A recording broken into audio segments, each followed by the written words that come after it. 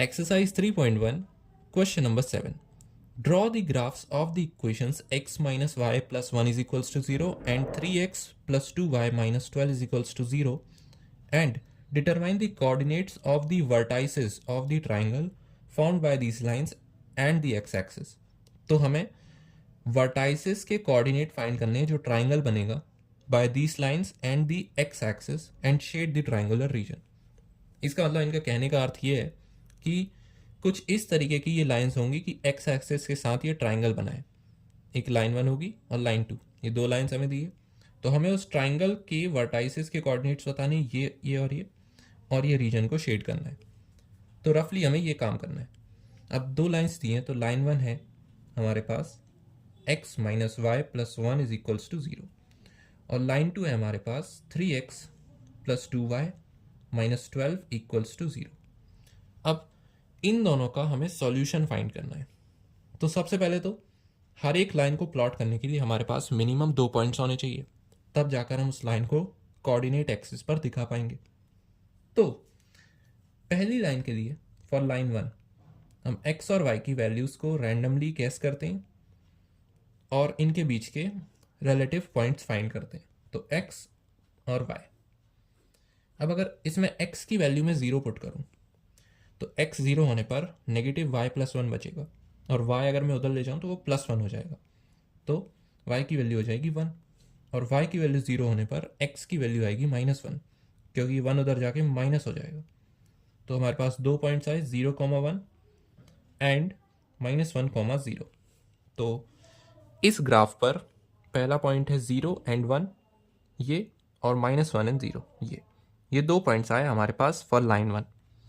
तो अगर मैं लाइन 1 को ड्रॉ करूं इन दोनों पॉइंट्स को कनेक्ट करते हुए, so this is the curve of line 1.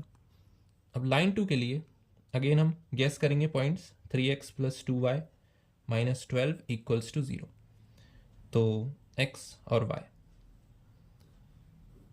अब अगर x की वैल्यू 0 पुट करें तो 2y माइनस 12 बचेगा बस और 12 उधर जाके प्लस हो जाएगा और 12 डिवाइडेड बाय 2 क्योंकि ये 2y माइनस 12 बचेगा x की वैल्यू 0 पे और 2y would be equal to 12. तो y की वैल्यू हो जाएगी 12/2 विच इज़ 6. तो 0 पर y की वैल्यू आ रही है 6. अब अगर मैं y की वैल्यू को 0 पुट करूं तो 3x माइनस 12 बचेगा. So 3x would be equal to 12. तो x की वैल्यू आ जाएगी 4.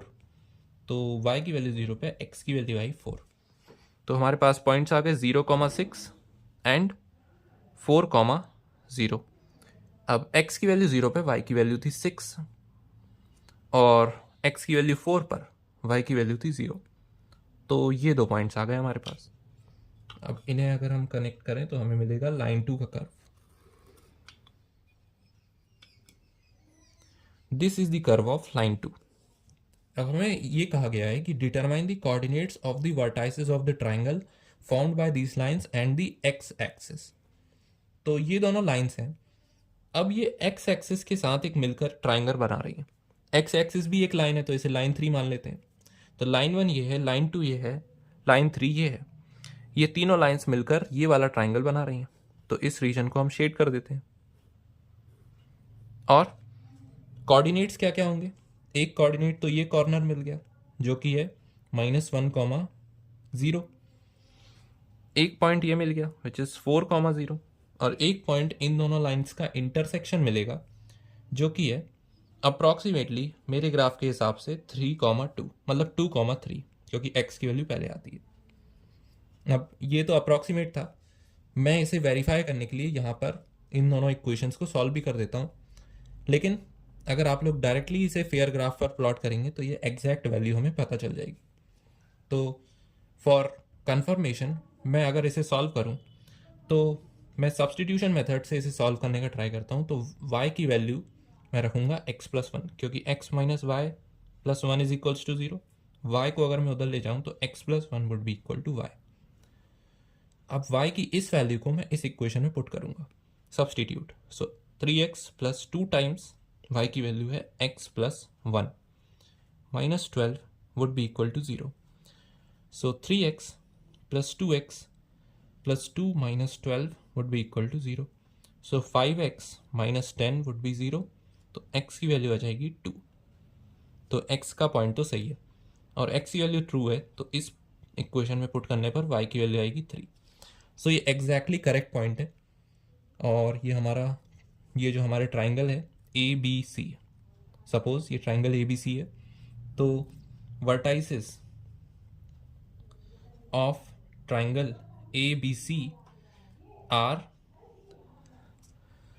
ए वर्टेक्स के कोऑर्डिनेट है 2,3, बी वर्टेक्स के कोऑर्डिनेट है -1 एंड 0, और सी वर्टेक्स के कोऑर्डिनेट है 4,0। So this is the answer of the given question.